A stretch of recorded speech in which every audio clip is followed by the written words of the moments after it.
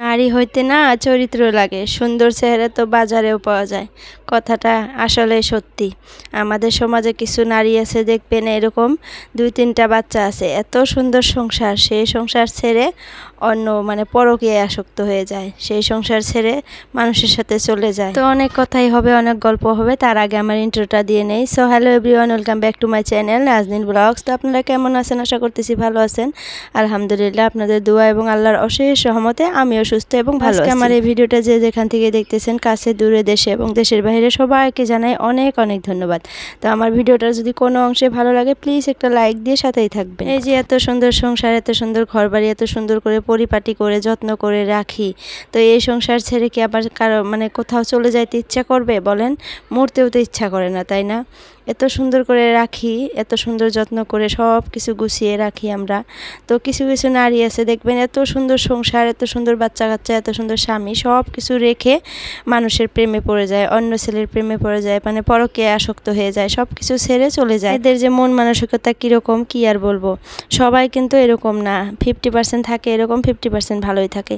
তো এত সুন্দর করে সংসার গুছিয়ে রাখার পরে এই সংসারের মায়া মহব্বত ছেড়ে আবার কোথাও চলে যেতে ইচ্ছা করবে বলেন? মরতেও তো ইচ্ছা করে না, তাই না?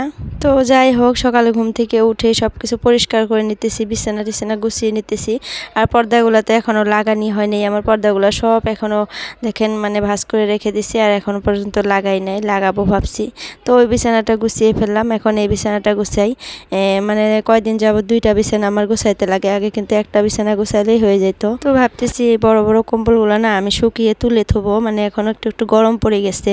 তো এই বড় বড় কম্বলগুলো না ভাঁজ করতেও খুবই কষ্ট হয়, আর এখন যেহেতু অতটাও ঠান্ডা নাই, গরম পড়েই যাইতেছে। তো ভাবতেছি বড় বড় কম্বলগুলো তুলে রেখে কাঁথা বের করবো, কাঁথা গাদ দিলেই হয়ে যাবে। এখন সারা রাত তো কম্বল গায়ে দিই না, একদম ভোরবেলায় ধরেন সেহরি করার পর থেকে কিন্তু একটু একটু ঠান্ডা লাগে, তো তখনই গায়ে দিই। তো ভাবতেছি তুলে রাখবো। আর এই যে সব কিছু পরিষ্কার হয়েছে, আমার মেয়েটার এই যে ইটা যে আছে, এখানে সব কিছু কাপড় রাখি, এটা এখনও পরিষ্কার করি নাই। আর সব কাপড়ই কিন্তু এখন আমার মেয়ের লাগে না, যেহেতু আগের ছোট ছোট কাপড়গুলো আছে, ভাবতেছি ওই কাপড়গুলো তুলে রেখে দেয় কোনো জায়গায়, আর যেগুলো রাখে ওগুলাই লাগে যেগুলা ওইগুলাই রাখবো, আর সবগুলো তুলে রাখবো। মিশামিশি এখানে ভর্তি করে রেখে লাভ নেই। আর ছোট হয়ে গেছে যেহেতু, ওগুলো তো আর পড়তেও পারবে না, এমন একটা জায়গায় রেখে দিই, কারো যদি লাগে কোনো সময় দিয়ে দিব, না লাগলে কোনো একটা কাজ করে ফেলবো। তো ভাবতেছি যে তুলে রাখি।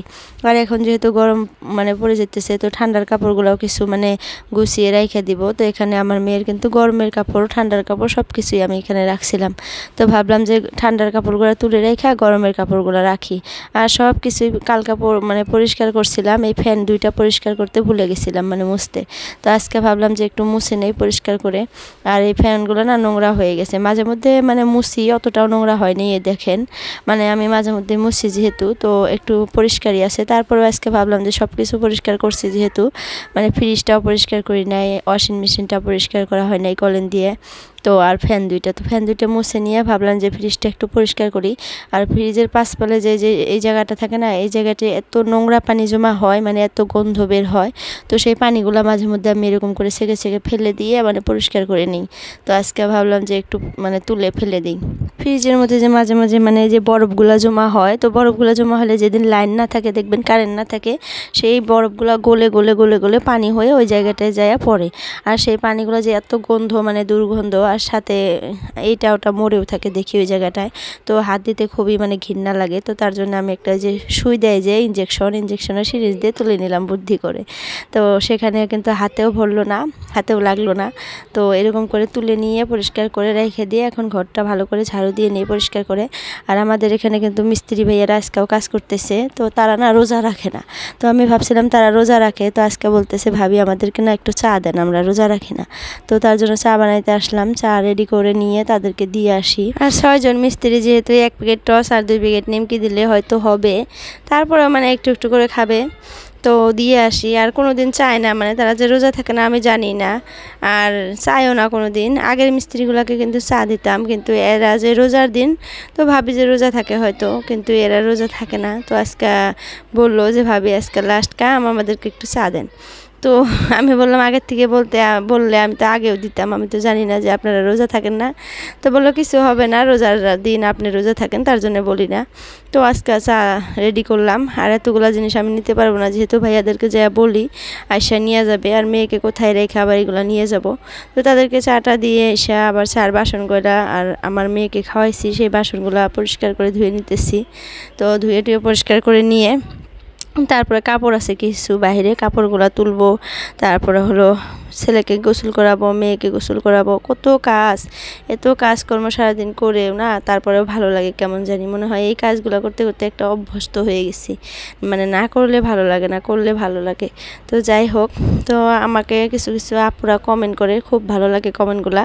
তো আমার মোবাইলতে একটাই, আর একটা মোবাইল থাকলে কমেন্টগুলো পড়তে পারতাম, তো এখন পড়তে পারতেছি না কমেন্টগুলো, কিন্তু আমি দেখি, লাইক করি, তারপরে হলো সাথে রিয়েক্ট দিয়ে দেই। আর আমি কিন্তু বর্তমান সবারই ভিডিও দেখি, সুন্দর করে ভিডিও দেখে সাথে লাইক কমেন্ট সব কিছুই করি। যার যার ভিডিও মানে নোটিফিকেশন আসে, সাবস্ক্রাইব করা আছে আমার পক্ষ থেকে, তো তাদের ভিডিও কিন্তু সম্পূর্ণ করে আমি দেখে সুন্দর একটা কমেন্ট করি। আর আপনারাও প্লিজ এরকমই করবেন, যার ভিডিওটা ক্লিক করে ফেলবেন, সম্পূর্ণ না দেখলেও 5 মিনিটের ভিডিও মানে 5 মিনিট দেখবেন বা 2-3 মিনিট দেখবেন, তা না হলে না তার চ্যানেলের খুবই ক্ষতি হয়ে যায়। আমি যদি আপনার চ্যানেলের ভিডিওগুলো ওরকম করে দেখি, আপনার চ্যানেলটাও মানে ফ্রিজ হয়ে যাবে, মানে ভিডিওগুলো আর আগে বাড়বে না, ভিউজ আসবে না। তো তার জন্য একটু বেশি করে ভিডিওগুলো দেখলে, মানে 2-3 মিনিট দেখলে ভিডিওটা মানে আরও আগে যায়, সবার কাছে পৌঁছাতে মানে সাহায্য করে, সেই দেখায়, আর মানে ভিডিওগুলো ফ্রিজ হয়ে যায় না। তো সেরকম করে ভিউজও বাড়ে, তার মানে চ্যানেলটাও গ্রো হয়। তো সময় নিয়ে সবার ভিডিও দেখার মানে চেষ্টা করবেন, আমিও কিন্তু সেরকমটাই করি, নোটিফিকেশন আসলে মানে কেটে দিই না, যখন সময় হয় তখন মানে ক্লিক করে দেখে নিই। আর মানে সময় ছাড়া এমনি ক্লিক করে 1 সেকেন্ড বা 2 সেকেন্ড দেখে ভিডিওটা মানে জাস্ট একটা ছোট্ট কমেন্ট করে চলে গেলে কিন্তু খুবই ক্ষতি হয় তার চ্যানেলের, আর নিজের চ্যানেলেরও ক্ষতি হয় এরকম করে, মানে ওরকম করে করলে নিজের চ্যানেলেরও ক্ষতি হয়। তো যাই হোক, এখন কিন্তু ছেলে মেয়েকে সবাইকে গোসল টোসল করাইয়া আমিও গোসল করে নিয়েছি, মানে ছেলে মেয়ে ঘুমাইছিল, এখন কিন্তু বিকাল হয়ে গেছে। আর আমি ইফতারের জন্য সব কিছু রেডি করে নিছি, রেডি করে নিয়ে মেয়ে ছেলে দুইজনে ঘুমাইছিল, ঘুম থেকে উঠে পড়ছে। তো আমি এখন বিছানাটা গুছিয়ে নেই, আর বর্তমান খুবই মশা, তার জন্য আমি মশারি টাঙাইয়া দেই। আর মশারিটা দেখেন কত সুন্দর করে রাখলাম, আমি ইউটিউবে একটা বোনের দেখছিলাম এরকম করে মশারি রাখলে ভালো হয়, রাখে। তো আমি কিন্তু একবারে খুলে বালতিতে ভরে রাখি, তো আজকে আর রাখলাম না, যেহেতু রাতে আবার টাঙাইতে হবে, তো এরকম করে রেখে দিলাম। তো এখন ঘরটা পরিষ্কার করে ঝাড়ু দিয়ে তারপরে ইফতারের জন্য রেডি করব। তো দেখতে দেখতে কিন্তু রোজাও শেষই হয়ে গেল, তাই না?